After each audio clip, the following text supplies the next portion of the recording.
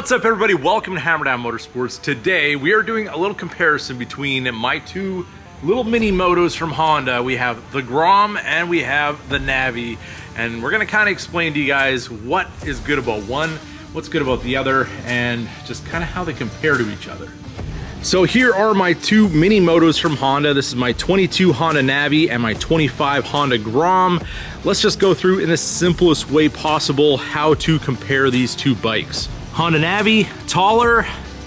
Honda Grom, slightly shorter. Honda Navi, incandescent headlight and turn signals, and the Grom is all LED.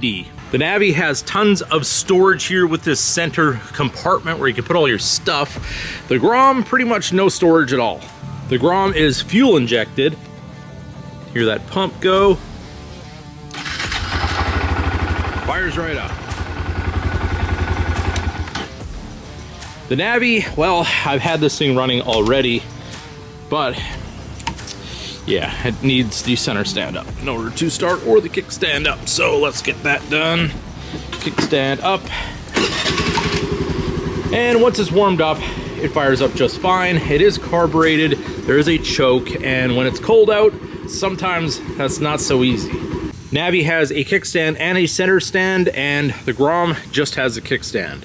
Grom has a big fat rear tire and a nice rim, and the Navi is a tiny little 10-inch and a skinny little tire.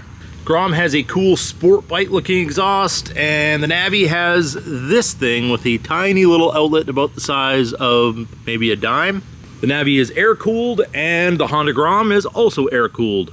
The Grom has a clutch and a gear shifter, and the Navi has this little parking brake, but no clutch. Just twist the throttle and go.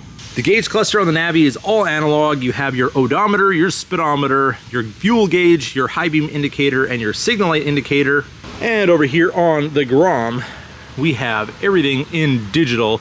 We have a fuel gauge, we have our gear position, we have our gallons burnt so far, our 178 miles on our odometer, a tachometer, the time, your neutral position indicator, a shift light, signal lights either way, your check engine light, hopefully it never comes on, high beam indicator, just a whole lot more going on here on the Grom. The Navi has drum brakes front and rear, which they're useful, they're not great. The Grom has big hydraulic disc brakes front and rear and work really well.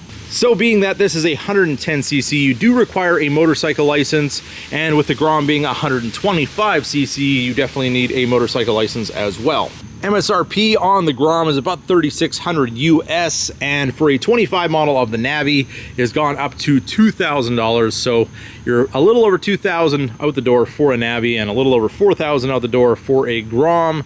So yeah, it all depends on what you're looking for and how much you're willing to spend. The Grom has a ton of aftermarket support. The Navi has some stuff you can do to them, but with only spending around $2,000 for a motorcycle, I mean, it is kind of just what it is. For me, I kind of left it the way it came, added a couple little things just to kind of make it unique, but at the end of the day, it's 110 and it's just fun to ride around the beach. It all depends on if you are a motorcycle rider or more of a scooter rider. If you're a newer rider and you just want to learn the traffic, you want to learn how to use the signal lights and balance and all that kind of thing, taking the clutch out of the equation that the Grom has, and riding a Navi, it makes life a little bit easier for those newer riders, and I definitely recommend a Navi for that.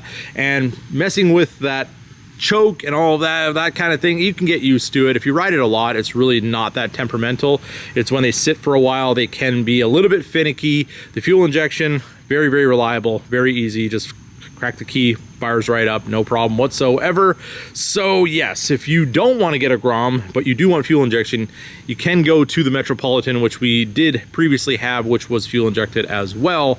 But those ones are more pricey than the Navi, and 50cc isn't going to get a big person like me around very easily. That's why we ended up getting rid of that and then getting the Grom. So just wanted to throw that in there for you guys who are just wanting something fun to get on two wheels with, but you don't want to maybe have to deal with a carburetor on a cheaper bike. So there it is, everybody, my quick comparison between the Grom and the Navi. Drop in the comments, is there anything that I missed on these two bikes that I should have mentioned, or is there a bike that you would have picked in particular for the price, for the fuel economy. The fuel economy on the Grom is incredible. The Navi is supposed to do about 110 miles per gallon. I think the Grom is doing about 114 right now, and it's not broke in yet. So there is some things to consider with that as well. Very cheap transportation, but both bikes are a whole lot of fun for the money. So there it is, everybody, my quick little comparison of my two little mini motos. I hope you guys enjoyed this video. If you did, don't forget to give it a big thumbs up. If you're new to the channel, hit that subscribe button. And as always, keep that hammer down.